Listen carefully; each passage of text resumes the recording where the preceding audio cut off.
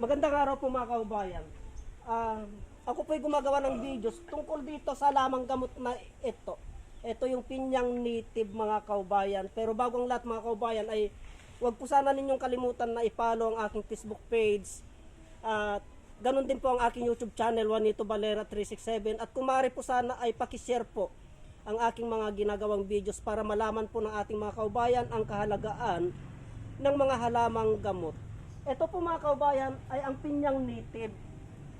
Pinyang native po ito.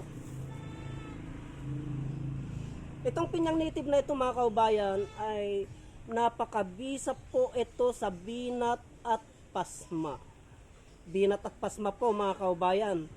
Ang proseso po ng paggamit nito sa binat at pasma, ito po, kung masasakit po yung kalamnan natin at napasma po yan, kung masasakit po yan mga kaubayan, ang proseso po na paggamit nito ay kinukuha po yung dahon niyan at iniihaw po yan. Iniihaw. Pagkatapos pong ihawin ay pipit-pitin po yan mga kaubayan, pipit-pitin po ito. Pagkakatasin po ito at pag kumatas na po ito mga kaubayan ay yun po ang ipahid sa buong katawan. Sa buong katawan po. Yun po ang unang proseso niyan. Pangalawang proseso po mga kaubayan, kung hindi po natin magawa yung mga ganong proseso, ito po, itong dahon na ito mga kaubayan ay kumukuha ng dahon mga 4 o 5. Yan po ay linalaga. Linalaga po yan mga kaubayan sa mga nabinat at napasma.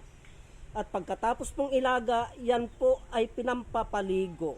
Pinampapaligo po mga kaubayan. Tandaan po natin yan. Maliban po sa ipampaligo yan mga kaubayan, ay linalaga po yung talbos niyan, yung talbos po. At iniinom po. Iniinom po. Yung talbos nyon. Itong pinyang native na ito mga kaubayan, ay ito ang kauna-unang pinalabas ko noon sa aking YouTube channel. Itong pinyang native na ito at marami pong sumubok, marami pong nabinat at napasma sa mga pinupuntahan ko, lalo-lalo na po yung mga magtatanim ng bukid. Marami pong nabinat at napasma mga kaubayan sa pamamagitan po ng pinyang native na ito na kanilang ginamit sa kanilang karamdaman ay gumaling po sila mga kaubayan. Kaya wag po nating baliwalahin ang kakayahan ng pinyang native na panggamot sa mga karamdaman. Maliban sa pampaligo, iniinom po yan mga kaubayan para yung mga napasma na kalubluban natin, yung mga gumagalaw na laman-laman natin na ganyan, gawa po ng pagod, ay pagagalingin niya po. Kailangan meron dito sa labas at meron din po sa loob sa pamamagitan ng pag-inom mga kaubayan. Kaya hanggang dito na lamang po ang videos na ito at marami pong salamat.